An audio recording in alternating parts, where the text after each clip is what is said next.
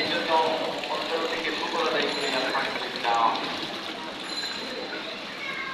আর যেখানে মাঝে মধ্যে আমরা দোতলায় বিভিন্ন প্রতিকূল পরিবেশের কারণে আমরা পরে শুধু জুমাটা মনে হয় আমার জানা মধ্যে প্রথম আমরা দোতলায় জুমার নামাজ আদায় করছি। দেখেন বান্দা কত দুর্বল, আমরা মানুষ কত দুর্বল।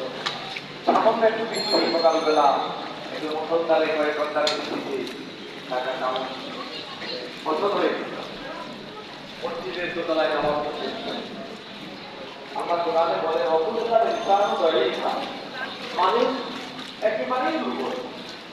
আসলে সৃষ্টির সেরা দিক, কিন্তু সৃষ্টিগুলোর মধ্যে সবচেয়ে দুর্বল প্রাণী মানুষ।